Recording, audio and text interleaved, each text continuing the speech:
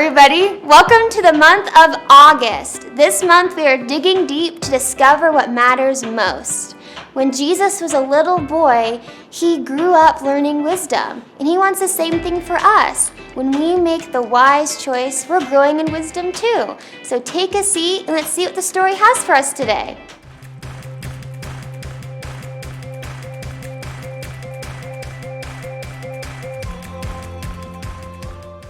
Hello, adventurers! It's me, Haley, or as I'm known in treasure hunting circles, Arizona Haley!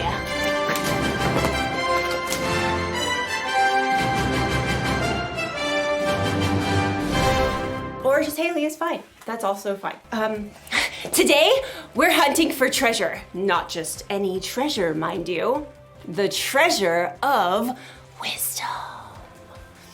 Wisdom is finding out what you should do and doing it. Now, you may be thinking, wisdom doesn't sound like much of a treasure, but treasure can come in all shapes and sizes. Like this piece of pottery. It doesn't look like much, but if you look closer, closest, there. If I had to guess, I'd say this artifact is probably a few thousand years old. Phoenician, probably. These markings suggest that this pot could be of Carthaginian origin. Some archaeologists had to travel a long way to find this fragment.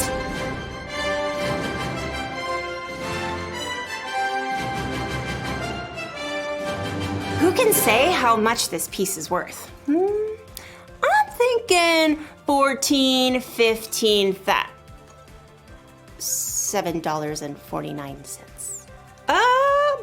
It looks like our archaeologist friend didn't have to travel so far after all.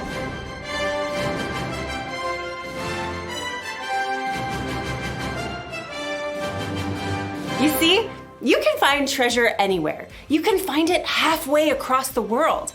Or you can find it at Frank's Pottery Emporium. Wisdom can be like that. For some wisdom, you may have to dig really deep or travel really far. But other times, like in today's story, wisdom is closer than you think. Ooh, I wonder what era this is from. Oh, this is just my coffee. Now that's what I call treasure. I'll see you soon when I am much more caffeinated. Bye. The Bible. It's 66 books of history, stories, letters, and poetry that fit together to form God's one big story.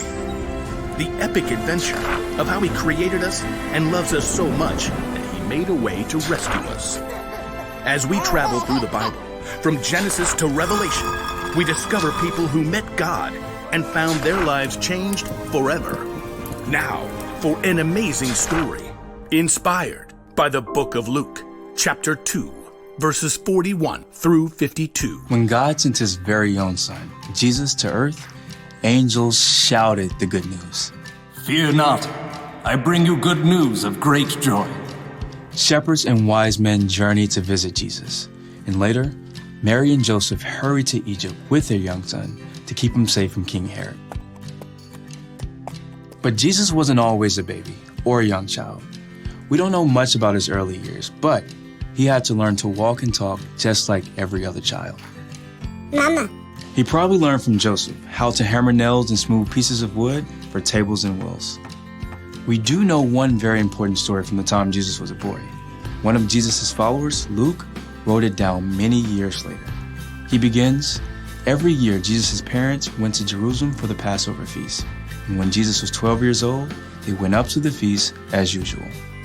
Lentils, water skins, extra sandal straps. Jesus, run and tell your father we're packed and ready to leave.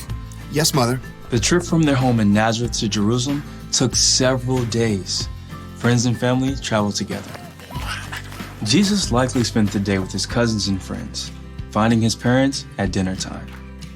I brought sticks for the fire. I'll start this stew. We should reach Jerusalem by noon tomorrow. We don't know what Jesus thought or felt when he saw the city of Jerusalem perched on the rocky hillside ahead. Years later, he would enter the city to the shouts of cheering crowds. But for now, Jesus was just a boy celebrating Passover with his family. You remember where your cousins live, right? We're staying with them again. I can find it. All week, families celebrated with relatives. Together, they enjoyed the Passover feast. You, O Lord our God, have given us festival days for joy, in remembrance of the departure from Egypt. Blessed are you, O Lord our God. When the feast was over, Mary and Joseph packed and began their trip home along the crowded roads. At the end of the day, they stopped to set up camp. Jesus, can you start the cooking fire?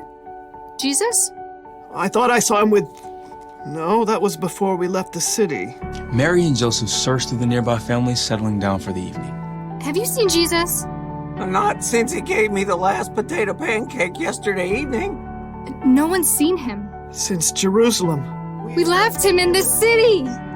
Frantic, Mary and Joseph hurried back to Jerusalem to search for their missing son.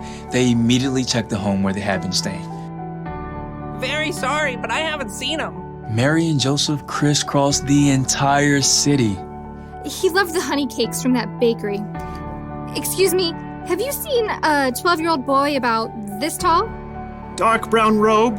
Hair kind of sticks out over his ears. Yes, like that. Sorry, haven't seen him. They may have checked the swimming hole or the stables, but Jesus was nowhere to be found. So Mary and Joseph paced the streets at wit's end. He's just never gone off like this. I don't think he's here. We've searched the whole city. Everywhere except... As Mary and Joseph turned the corner, high white walls rose ahead of them. The temple! We'll check the courtyard. Just in case. The courtyard was filled with visitors still in the city for Passover. As they circled the open space, Mary froze. Joseph, there! Just ahead, they saw their son. Jesus was sitting with a group of teachers, listening and asking questions. Teacher, isn't it always right to be kind, even if it means giving money to a beggar on the Sabbath? The teachers nodded in agreement and amazement, but Mary and Joseph rushed forward.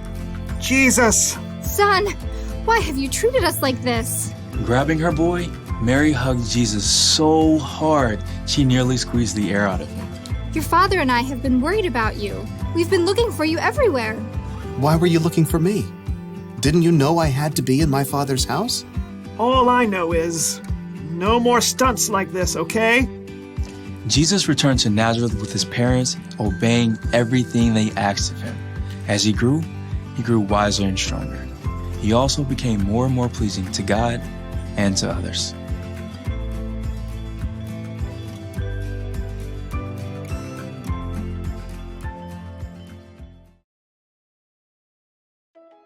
You want to know why wisdom is such a treasure? Because we have so many choices to make in our lives. Wisdom can help us know what to do and when to do it, what to say and how to say it, where to go, who to hang out with, all the choices. Wisdom is a very valuable treasure. So, where do we find wisdom? When Mary and Joseph were searching all over for Jesus, they found him in the temple asking questions and listening to wisdom from the teachers. So maybe we can search for wisdom from our church leaders.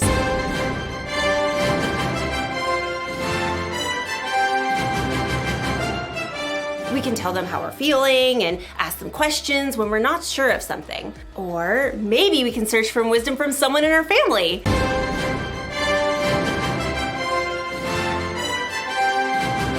Your family probably knows you better than anyone, and they can help you make tough decisions in a way that no one else can. And there's another place that we can search for wisdom.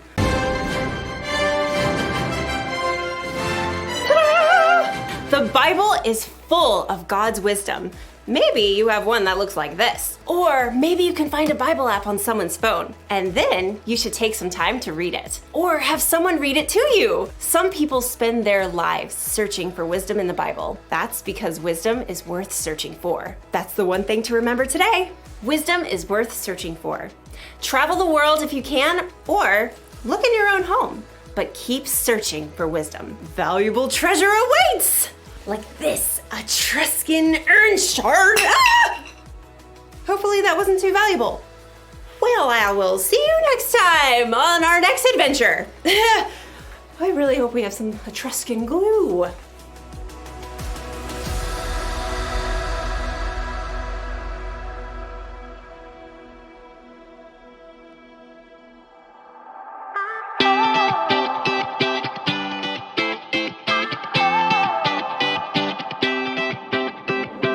Whenever I need some answers, God, I turn to you.